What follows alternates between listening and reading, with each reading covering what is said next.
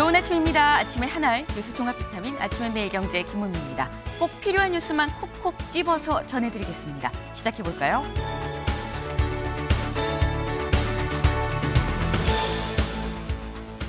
중앙일보 일면입니다. 윤 사저 압수수색, 김건희 폰 확보입니다. 여기 같이 보시면 여기가 어디야 싶으실 수 있어요. 여기가 바로 이 윤석열 전 대통령의 사저의 같은 건물에 있는 이 코바나 이 컨텐츠 사무실이다라는 거죠. 여기도 같이 좀 압수수색이 들어갔다라는 겁니다. 어제 오전 8시 이른 아침부터 서초동에 있는 윤석열 전 대통령 사저에 대해서 검찰이 압수수색이 들어갔다라는 건데 뭐를 갖고 나왔느냐 여기 좀 같이 볼까요? 김건희 여사의 PC, 그러니까 이 컴퓨터 그리고 메모장, 휴대전화 등등을 확보를 했다라는 거죠. 네. 이 윤석열 전 대통령 탄핵 이후 검찰의 강제 수사가 이루어진 거 이번이 처음이죠. 관건은 수사의 속도 그리고 범위가 어디까지 갈 거냐일 텐데 관련해서 경향신문 같이 볼까요? 경향입니다. 검찰 윤석열 자택 압수수색 동시다발 강제 수사 신호탄이라고 경향은 제목을 뽑았습니다. 네. 검찰이 최근에 도이치모터스 주가 조작 사건 관련해서 재수사 하겠다고 얘기를 했고요. 이 윤석열 전 대통령 내외 공천 개입 의혹 관련해서 명태균 씨도 이 연일 지금 소환 조사를 하고 있는 그런 상황이죠. 그러니까 경향은 이거 동시다발 강제 수사하려고 좀 신호탄 쏘아 올린 거 아니야? 라는 지금 해석을 좀 같이 달았습니다. 과연 이게 동시다발 이 강제 수사의 신호탄인지 아닌지 요 얘기도 잠시 뒤에 대담으로 좀 짚어보겠습니다. 다음 기사 볼까요? 조선일보입니다. 오늘 이재명 선거법 대법 판결입니다. 오늘 오후 3시 선거법 위반 관련해서 이 이재명 후보 이 상고심 대법원 판단이죠. 상고심이 오늘 오후 3시에 있을 예정이다라는 거죠. 네, 이 관련해서 생중계도 있을 예정인데 지금 오늘로써 딱 대선이 33일 남았죠. 이례적으로 빨리 결론을 내는 이번 상고심 무죄냐 유죄냐 관심이 쏠릴 수밖에 없죠. 근데 일단 당사자인 이재명 후보는 무죄를 확신하는 것 같다라는 겁니다. 왜? 다음 기사 볼까요? 세계일보입니다. 선대위원장만 22명. 이 매머드 선대위 출범. 어제 이 민주당 이 선대위를 출범을 했는데 선대위원장만 22명이었었다. 뭐 빅캠프를 넘어서 매머드 선대위다라는 얘기가 나오고 있다라는 거죠. 네. 위 같이 보겠습니다. 보수, 비명을 포함해서 계파, 진영을 다 초월해서 이 진용을 뿌렸다라는 거. 네. 요 얘기도 저희가 잠시 뒤에 대담으로 좀 같이 짚어보겠습니다. 다음 기사 볼까요? 한겨레입니다. 한덕수 오늘 사퇴, 내일 출마가 유력하다라는 겁니다. 아, 나온다 하는데 언제 나오는 거야? 라고 생각하실 수 있는데 오늘 사퇴하고요. 내일 출마할 것 같다. 관련해서 오늘 대국민 담화도 예정이 돼 있다고 하죠. 요 얘기도 잠시 뒤에 같이 좀 나눠보겠습니다.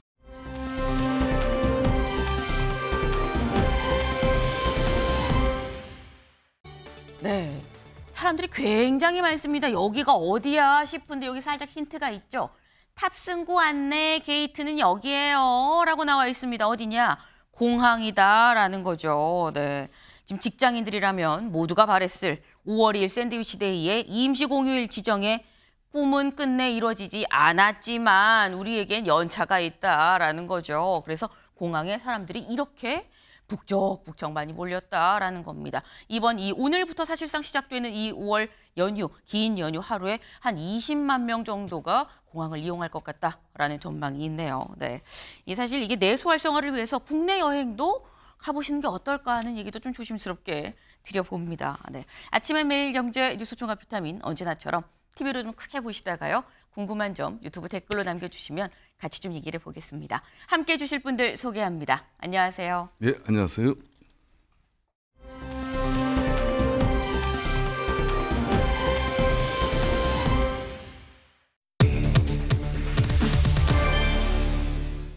사저 압수수색입니다. 사저 압수수색 기사 같이 볼까요? 윤 사저 압수수색 김건희 폰과 메모를 확보했다라는 겁니다. 네, 어제 오전 8시였죠. 어제 오전 8시부터 오후 3시 40분까지 한 7시간 40분 동안 서초동 윤석열 전 대통령 사저에서 압수수색이 진행이 됐습니다. 그리고 여기에서 김건희 여사의 휴대전화와 메모장 그리고 PC, 컴퓨터를 얘기를 하죠. 이런 걸 지금 확보를 했다라고 하는데 최진영 변호사님. 사실 그동안 공관에 있을 때는 번번이 뭐 체포영장을 빼서 영장이 다 이제 무산이 되는 그런 상황이었었는데 지금 이번에 이 사저로 왔는데 사저로 와서 탄핵이 되고 사저로 와도 경호는 받는 걸로 알고 있거든요. 그런데 압수수색 가능한 거야? 라고 생각하는 분들도 있을 것 같아요. 네, 법률적으로 가능합니다. 네.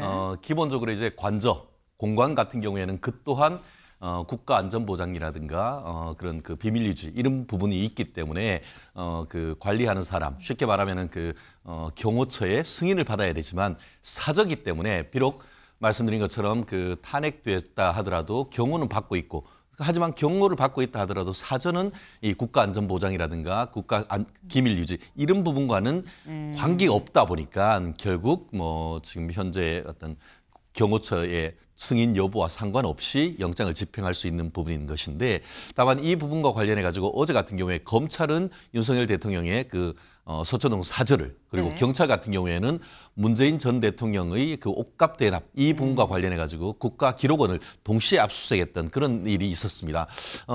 이 부분과 관련해 가지고는 뭐 말씀드린 것처럼 법적으로는 사실은 문제는 없습니다. 하지만 이 시점 특히 이제 그 대선이 말씀하신 것처럼 30여일 앞으로 다가온 시점에 이렇게 윤 전 대통령에 대한 탄핵 이어서 이제 형사적인 문제 이 부분이 계속 외부에 드러나도록 수사하는 것이 과연 정당한 것인지 예전 아마 2022년 기억할 겁니다. 이재명 후보의 백현동 대장동 사건과 관련해서 수사를 계속할 수 있었지만 그때 검찰총장 같은 경우에는 대선에 영향을 미칠 수 있다라는 네. 그런 부분 때문에 수사를 중단을 했습니다. 그렇다고 한다고 하면 오히려 이제 한 달도 남지 않은 이 대선 레이스 속에서 이와 같은 전임 정부에 대한 어떤 정치적인 영향이 있을 수 있는 수사를 계속하는 것이 정당한지에 대해서는 분명히 의문이 제기되는 것도 사실입니다. 네. 지금 사실 법적으로 공관이 아니라 사저기 때문에 뭐 여기에 대해서 압수수색 충분히 할 수 있는 거고 법에 따른 거다.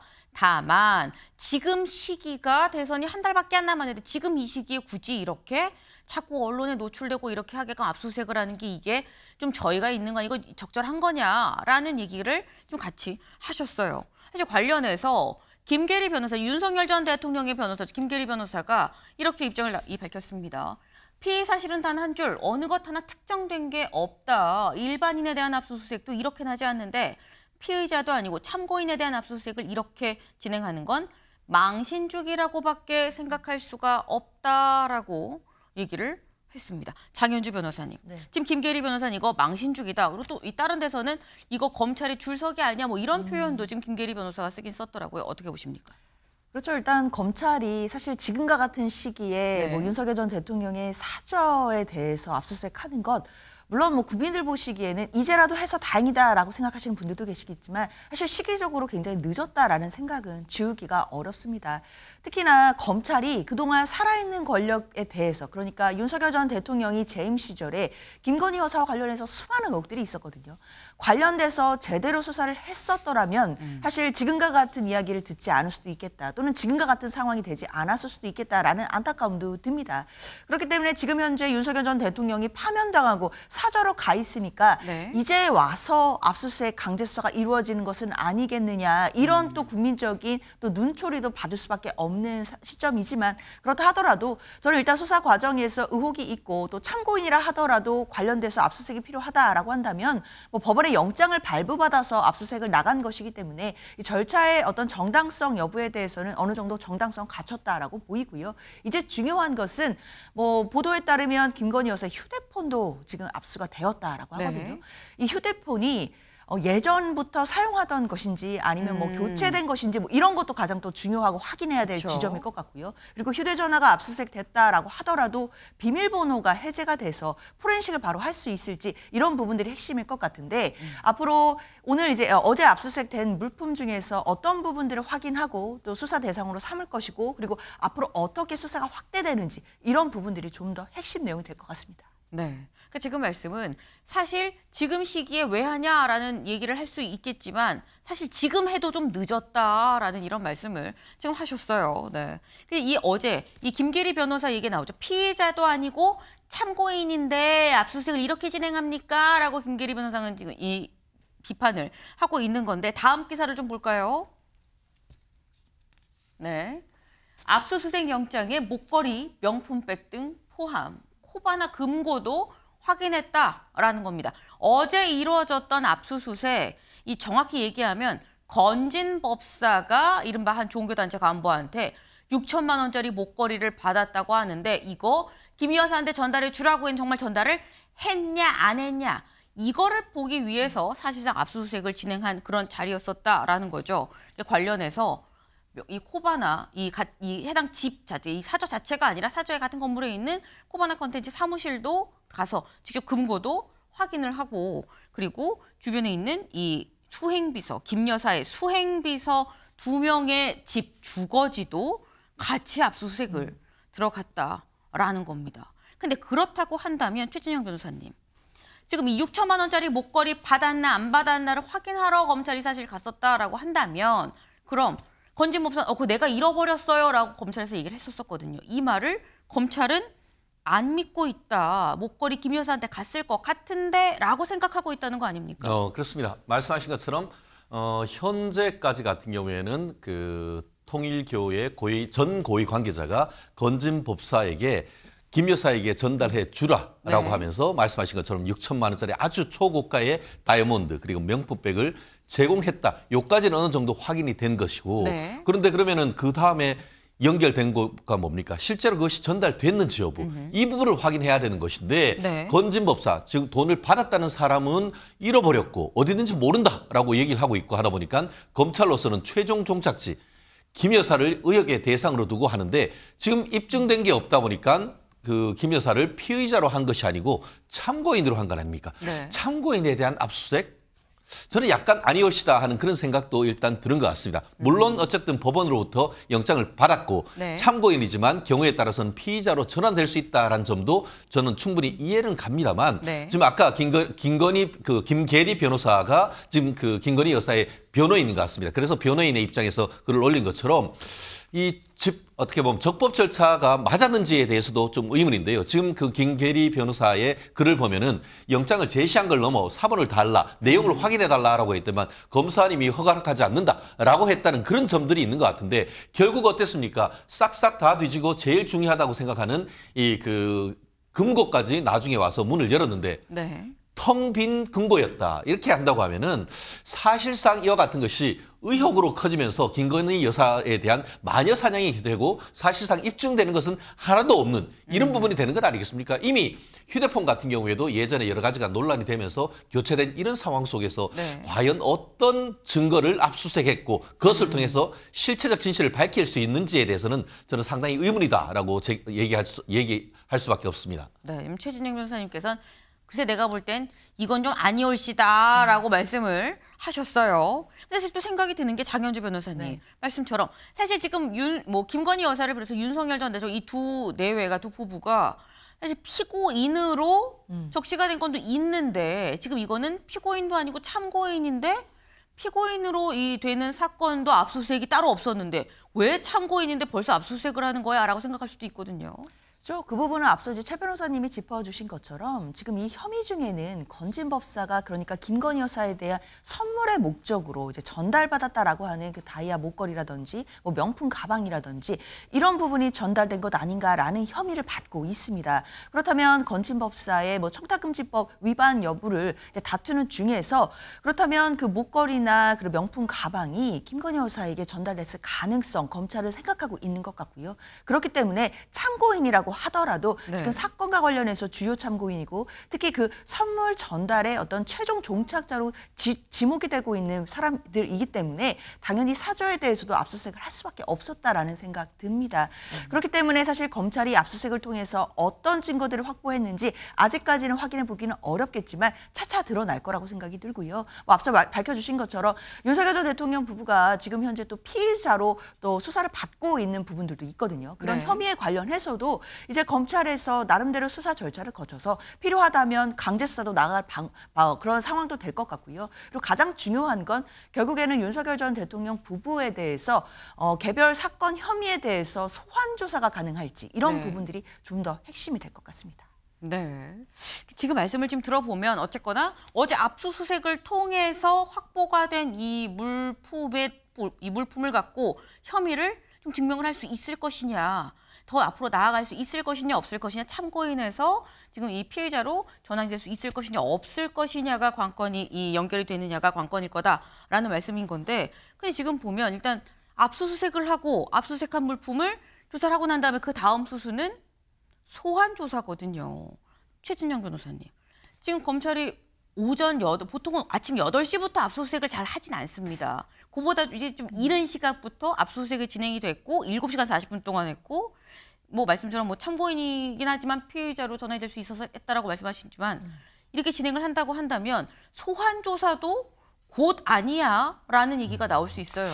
저는 이 사안 자체가 정말 정치적인 수사라 생각합니다. 정말 6천만 원짜리 다이아에 명품 백이었다고 하면 그거는 뇌물죄로 수사해야 되는 거 아닙니까?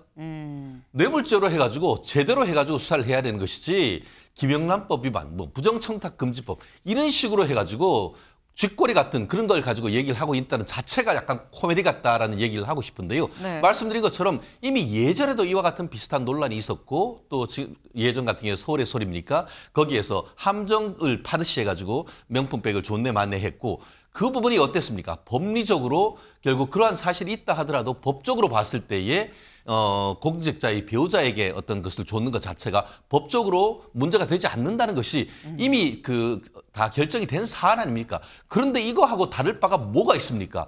이미 검찰이 불기소했던 사건과 이거는 제가 봤을 때는 법적으로 1도 차이가 없습니다. 그런데 이번 같은 경우에는 또 압수수색 영장을 발부하라 가지고 수사를 하는 것 자체가 저는 약간 코미디 같다라는 생각이 드는데요.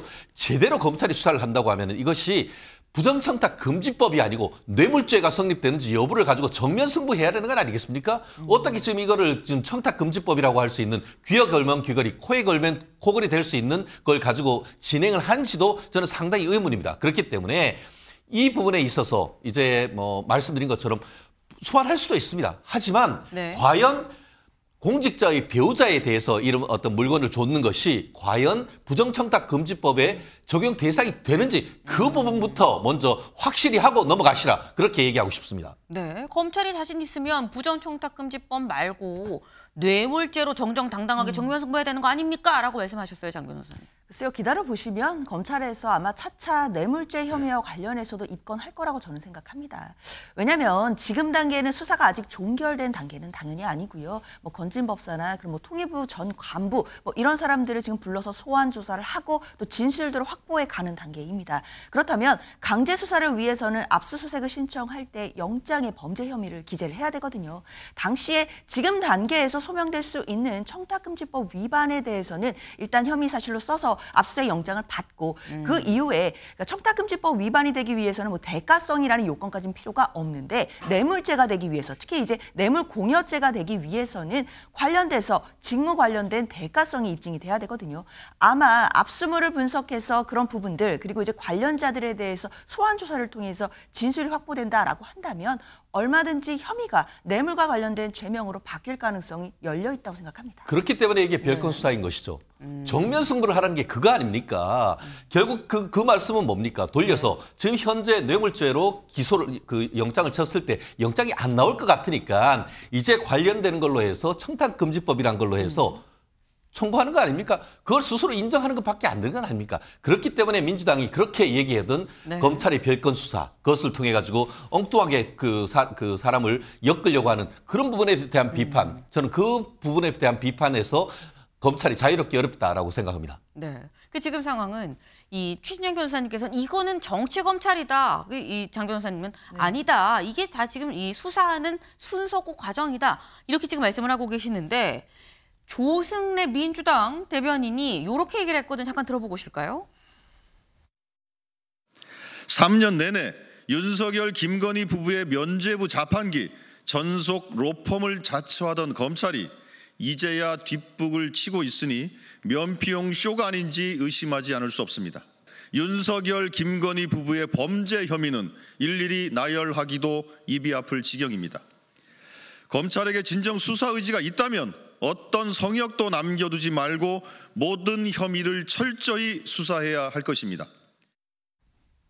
네, 지금 저희 여기 스튜디오에서는 최진영 변호사님이 검찰이 정치 검찰 아니야라고 말씀하셨는데 지금 보신 것처럼 민주당에서 또 조승래 대변인이 괜히 그 뒷북으로 지금 이 봐주게 하고 있는 거 아니야라고 또 의혹을 제기를 하고 있죠. 근데 민주당에서도 뭔가 민주당에서는 반대로 정치 검찰 아니야, 봐주려고 지금 뭔가 막 연기 피우는 거 아니야, 뭐 이런 얘기를 지금 하고 있다라는 겁니다. 근데 조승래 대변인, 민주당이 이런 얘기를 하는 배경에 이런 부분이 좀 있는 것 같다. 여기 좀 볼까요? 지금 현재 수사를 하고 있는 신흥석 서울 남부지검장, 지금 요 수사가 서울 남부지검에서 지금 이루어지고 있는데 남부지검장이 건진법사 수사를 관련해서 하는데 과연 이 특수통이었었고 윤석열 사단으로 분류가 됐었다. 그래서 문재인 정부 때 한직에 있었는데 윤석열 정부에 들어서 검사장으로 승진했다라는 거예요. 이 얘기를 보면 최진영 변호사님, 네. 한직에 있다가 윤석열 정부 들어서면서 검사장으로 되고 이거 괜히 뒤늦게 뭔가 막 시끌시끌하게 막 하는데 수상한데 라는 게 민주당의 시각인 것 같습니다. 민주당은 뭐 코에 걸면 코걸이, 귀에 걸면 그거리 그냥 다 얘기하는 것 같습니다. 사실 윤석열 전 대통령은 전 검찰총장이었습니다. 네. 인사권자였고 실질적으로 그때 그럼 검사장 했던 사람들이 수사를 하면은 다 그러면은 그 윤석열 사단입니까? 그렇기 때문에 저 부분은 지나친 어떤 정치적인 공세인 것이고 말씀드렸듯이 정면 승부를 해야 되는 것이죠. 실질적으로 뇌물 수사를 하고 싶다고 하면 뇌물 수사를 해야 되는 것이죠. 건진법사를 통해 가지고 사실상 뭐 그 해외 동남아의 어떤 그 공적 원조 사업과 관련되는 사업권을 따기 위해 했다라고 하면 그게 직무 관련된 건 아닙니까? 그러면 정면 승부를 하십시오. 왜 자꾸 측면 승부를 하십니까? 네. 지금 민주당 얘기는 뭐 코에 걸면 코걸이, 귀에 걸면 귀걸이에요 라고 말씀을 하셨는데 사실 이게 수사가 진행되는 과정 그리고 압수수색 그리고 이 향후 이어지는 수사에 대해서 어떤 내용들이 또 밝혀지느냐를 보면 알 수 있는 부분인 거겠죠. 다음으로 좀 넘어가 봅니다.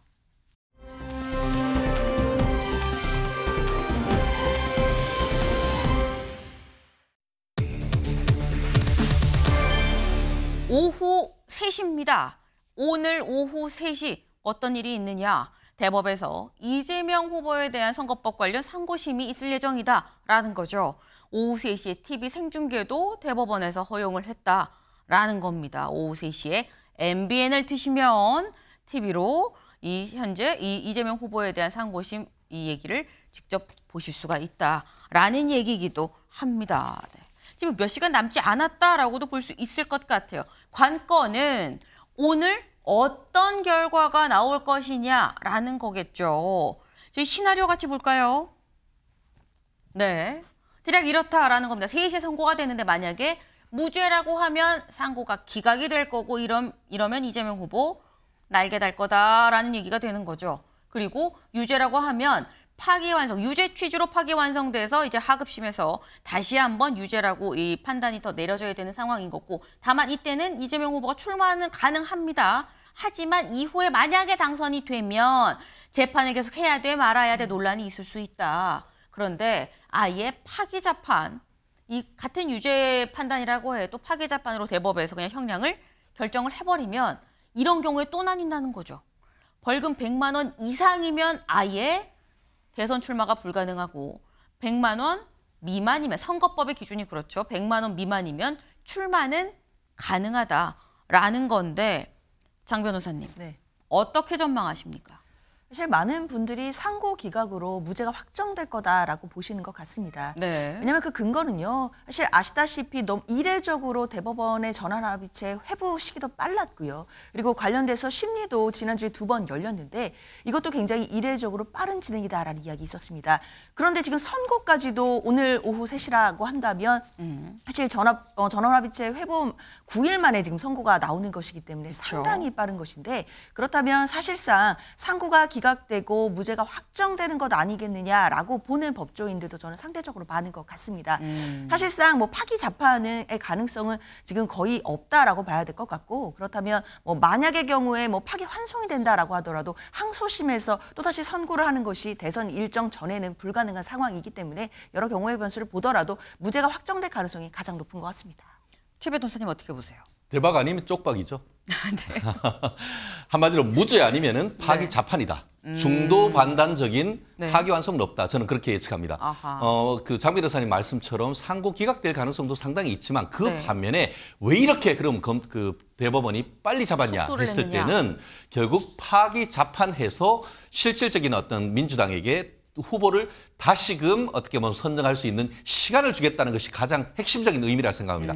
그렇다는 점에서 저는 검찰의 상고를 인용하면서 1심에서 유죄가 나오니까 이재명 대표가 항소했던 그 부분을 취소함으로써 사실상 1심을 확정하는 수준의 판결이 나올 것으로 예측합니다. 네. 대박 아니면 쪽박 아니겠느냐라고 국민의힘 입장에서 또 말씀을 또 주셨어요. 네.